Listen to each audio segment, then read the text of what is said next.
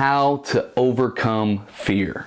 This is a big one because so many people don't do what they need to be doing in life or that they want to do in life because they're afraid of a number of different things, of failing, of success.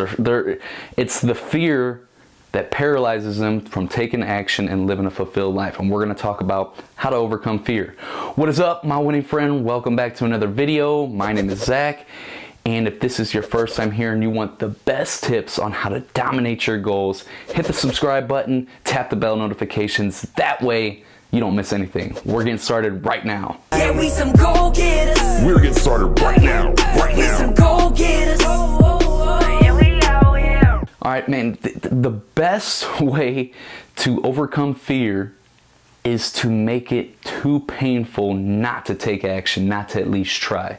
Make it too painful not to do it right now.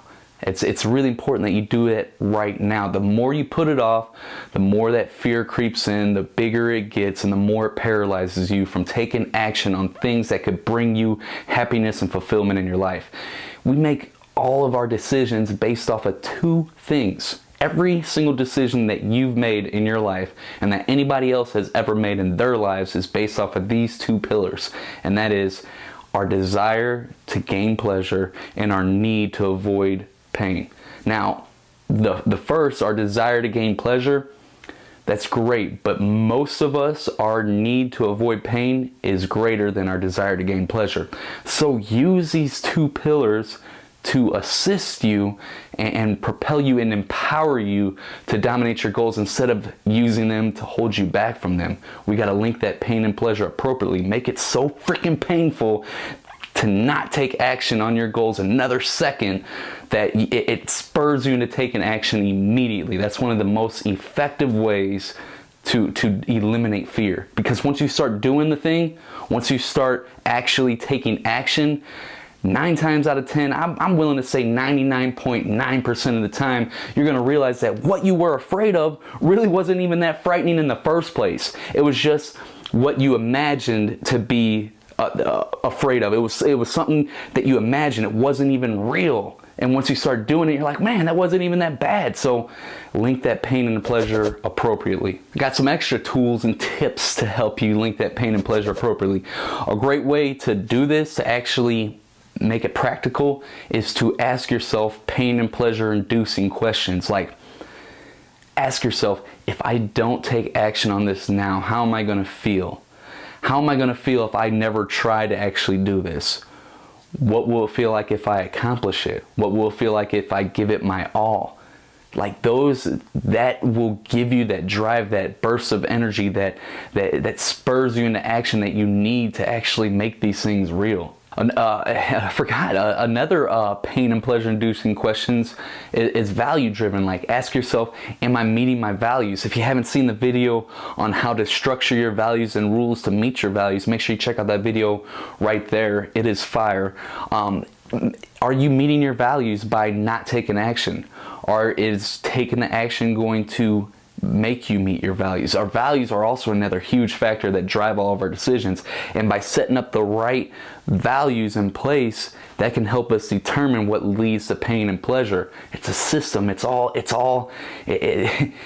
makes sense. It all comes together for a reason. They play a part and play off of each other for a reason, to help enable us to do all the things that our heart has ever desired. And a lot of times it's painful to face that fear.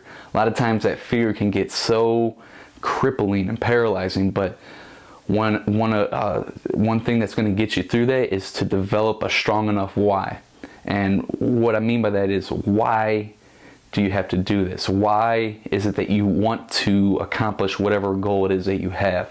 Like, for me, the reason why I sit here and do these videos all the time is because I am legacy driven. When I'm gone, I want people to remember me for years and years and years on. I want people to recognize goal achievement and Zachary Babcock in the same sentence. Like, when they hear the word goal achievement, I want people to immediately think of Zachary Babcock.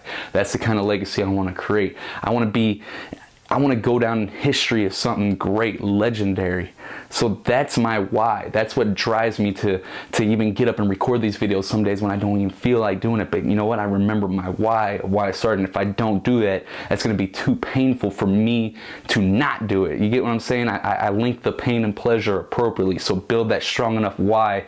A strong enough why can bear almost anyhow. If you enjoyed this video, and or if you haven't downloaded the Goal Getter cheat sheet yet, I highly recommend you do so right now. It's for free. This is a process that I developed that's just going to help you dominate your goals flat out. If you don't believe me, check it out for yourself. And as always, I appreciate you guys tuning in here each and every video. If you haven't subscribed already, make sure you hit the subscribe button, tap the bell notifications if you don't want to miss anything. If you feel that I'm bringing you value here on this channel and I'm assisting you in dominating your goals.